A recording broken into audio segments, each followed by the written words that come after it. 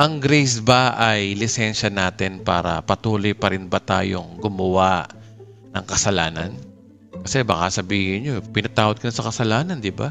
Ano yun, aabusuhin mo ang kasalanan? Yan ay controversial na tanong, no? Ang grace ba ay lisensya natin para patuloy pa rin ba tayong gumawa ng kasalanan? Total, pinatawad na pala ni Lord ang kasalanan, pati future sins. E di pwede na palang abusuhin ang kasalanan. Pero sa mga tunay na tumanggap kay Kristo, hindi siya dapat nag-iisip niyan. Pag ikaw ang tao na gumagawa sa'yo ng kabutihan, gagantihan mo ba ng kasamaan? Pero dahil ang tanong na yan ay tanong na maaaring itanong sa akin, well, patulang ko na yung tanong na yan. Ito po yung masaklap na bahagi na may mga Kristiyano na naglalaro ng kasalanan talaga. Na which is dapat hindi. Diba? Pero merong mga pasaway, they played with sin and they played with sin not without the risk. May panganib po kasi. So ito yung tanong. Ano yung risk na maaaring suungin ng mga believers kung sila ay maglalaro ng kasalanan? Pero hindi dapat, di ba? Pero honestly, meron po mga believers, without condemning them, you will see that they are playing sins. Now, kapag sila po ay naglaro ng kasalanan, ano yung risk na kanilang haharapin? So, number one, the risk of playing with sin is reaping the natural consequence of sins. Meron pong natural na consequence ng sin, aanihin mo yan kung makikipaglaro ka dyan. Okay? Remember, kung maglalaro ka ng apoy, natural na resulta noon, ikaw ay masusunog. Hindi naman tama na naglalaro ka ng apoy pero hindi ka masusunog. Kasi that is against the natural law of sin. Sa Galatians chapter 6 verse 7 to 8, sabi dito na huwag kayong padaya. Ang Diyos ay hindi maaaring lokohin sapagkat anumang inasik ng tao ay siya rin niyang aanihin. Sapagkat ang naghahasik para sa kanyang sariling laman ay mula sa laman mag-aani rin siya ng kasiraan. Subalit ang maghahasik sa Espiritu, mula sa Espiritu ay mag-aani ng buhay na walang hanggan. Ang linaw-linaw po ng verse na yan, na sinasabi, mga kapatid, na hindi natin magugoyo ang Diyos. Diba? Tingnan nyo to mga kapatid, ganito po yan. Ang binayaran ni Kristo sa krus ng Kalbaryo ay ang eternal punishment. Okay? So you will not go to hell because of your sin. Never. Binayaran niya na po yung eternal punishment of your sin o yung eternal consequence ng yung sin. Pero, may pero, pero yung sin ay meron pong tinatawag na natural consequence. Hindi ho po yan inalis. Bakit? Kasi safeguard po yan para sa mga taong who just think to play with sin. The issue is not going to hell. The issue is hell will go to you. That is the issue in life. Kung gusto mo ng impyernong buhay, go ahead, sin pa more. Diba?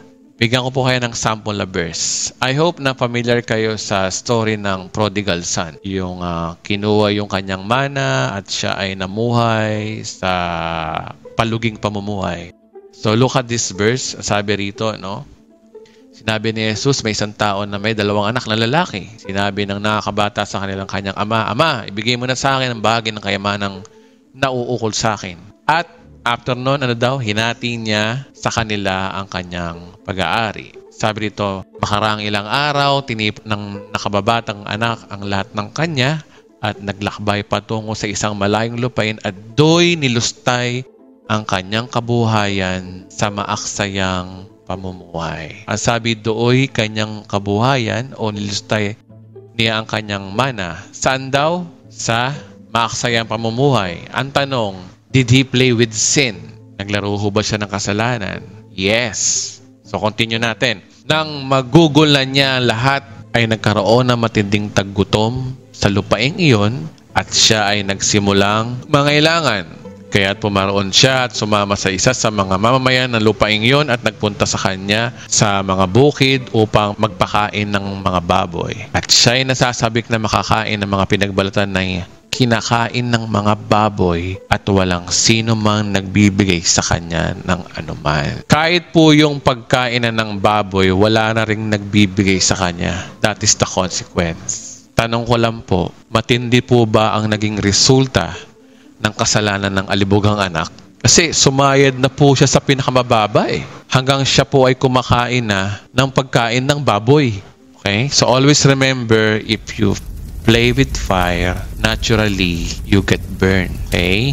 So simple, you don't have to be a genius. If you don't want to be burned, don't play with fire. Kung ayaw mo masira ang pamilya mo, trabaho mo, ministry mo, o church mo, o ayaw mo masira ang opportunity na meron ka, don't play with fire. Halimbawa, maging tapat ka sa asawa mo. Sumunod ka sa supervisor mo. Makontento ka kung anong meron ka. Or else, you will get burned. Now, we are not condemning people, no? People who played with sin. You know, I don't condemn you, okay? But it is important to come to the realization that there are natural consequences you have to go through. Mapagdadaanan nyo lang po ito until you naturally redeem from it. And time will heal, time will judge.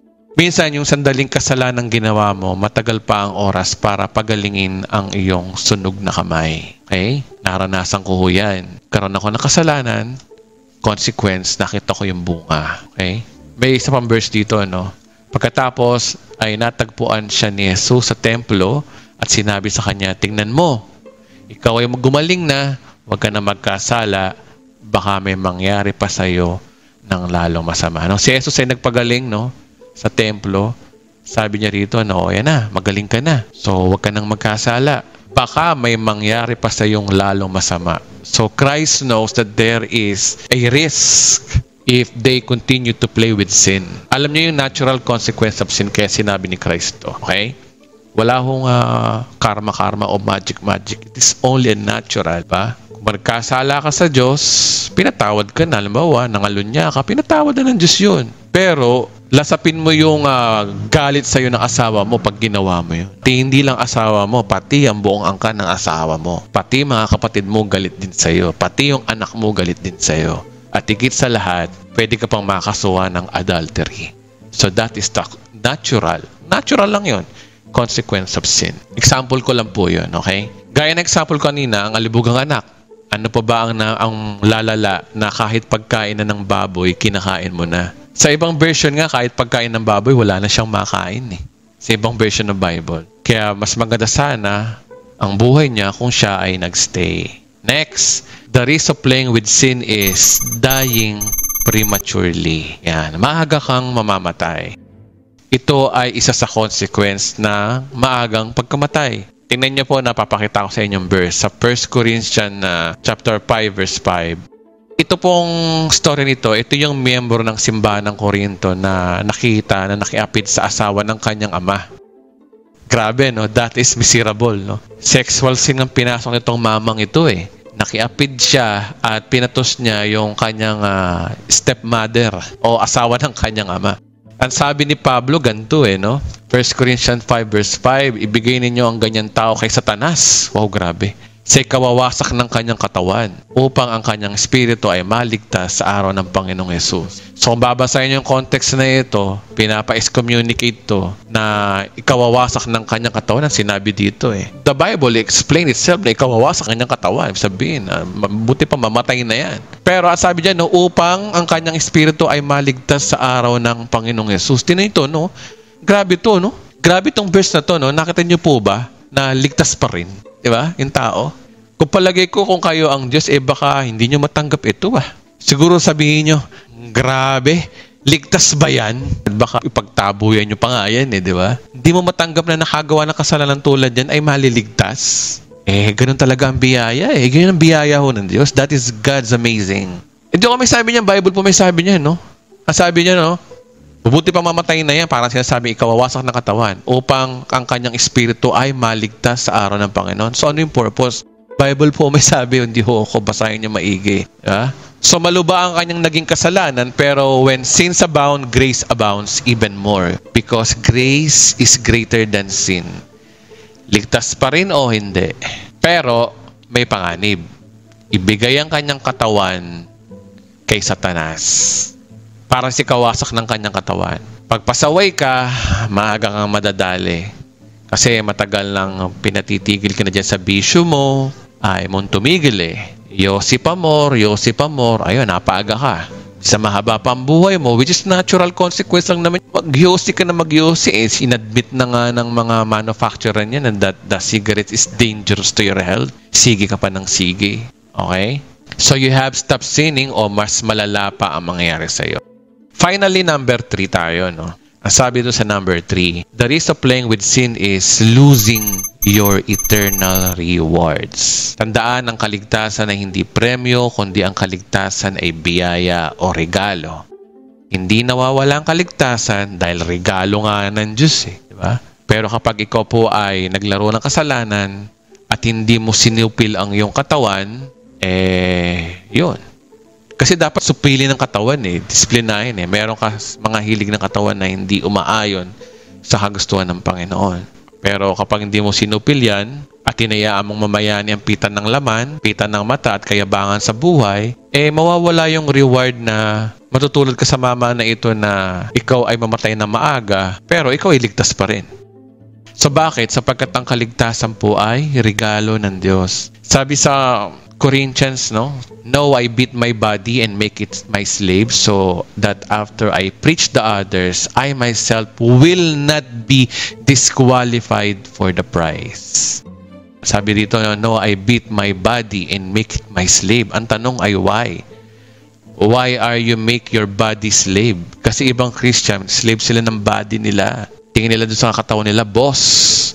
Kung anong gusto ng katawan, binibigay. Boss, kumain ka na boss. Tara, kain tayo boss kahit bawal sa'yo. Sinabi na ng doktor na bawal ang baboy. Sige ka pa. Kaya, eto real talk. Panonood ng pornography. Yan. Ba? Gusto ng katawan mo manood niyan. Pero si Pablo iba. Yung body, hindi niya boss. Yung body, slave niya. So, sa company, sino ba nasusunod? Yung slave o yung boss? Diba? Yung boss. So sabi dyan, no, I beat my body and make it my slave so that after I have preached to others, I myself will not be disqualified for the prize. So no one can be disqualified from the gift, which is yung salvation. Gift nga ang kaligtasan ay regalo. Sino ba sa atin nagre-regalo na kapag nainis binabawi? Di ba? So ang regalo tapos babawi. Di ba? Hindi magandang ugali yun. Pero meron ding tao talaga na kapag regalo ay regalo. Walang bawian. Regalo nga Tao lang ang bumabawi ng regalo sa binibigyan. Ang Diyos kapag nagregalo, binabawi ba niya? Of course, hindi. Pero ang topic ko dito ay yung reward. You can be disqualified sa reward. After you save, your good works will be counted as a reward sa judgment seat of Christ. We do good works for the rewards. Okay? Hindi for the salvation, kundi for the rewards. Kaya nga sabi ni Jesus, huwag kayo mag-impok ng kayamanan dito sa lupa, kundi sa langit. So dahil God will provide rewards, kapag nasa langit na tayo, ito ay according sa ating serbisyong publiko ng Ebanghelyo at yun ang motibo ng ating ginagawa. Kaya kung mawala ang iyong reward, sayang naman. So remember, ang kayamanan sa langit ay eternal. And if you cannot beat your body, that is the consequence. Meron bang sayang ang dulot ng kasalanan? Oo, pero panandalian lang. Sabi sa Hebrew 11:25, ang kasalanan ay panandali ang aliw. So, dito pag-usapan natin ano ba yung risk of playing with sin? Number 1, the risk of reaping a natural consequence of sins. So, dinisign ni God na merong natural consequence of sins. You cannot break that law. Second is the risk of playing with sins will be dying prematurely. Kapag masyado kang pasaway, mapapaaga kang mapasaway. Why? Hindi ka na nakakatulong sa propagation ng gospel. Nagiging sanhi ka na ng katitisuran. May mga taong natitisod na dahil sa iyong pasaway na buhay at ayaw mong magbago. Na kung nagkamali ka po, ay hindi po yun ang issue Pwede naman po tayong tumayo at magbago at ayusin. Sapagkat walang di kaya ng biyaya ng Diyos. Amen po ba? Pero if you keep and keeping on, dyan ka magtuloy, maaaring mapaaga kang mamatay. At number 3, the risk of losing your rewards, the third consequence. Sayang naman, Sayang naman. Meron kang rewards, so mong itapon, di ba? So, panandali ang sayo ng dulot ng kasalanan. Kaya kapag yung tukso ay dumating, tanggihan mo, Brad. Tanggihan mo, sayang yung rewards.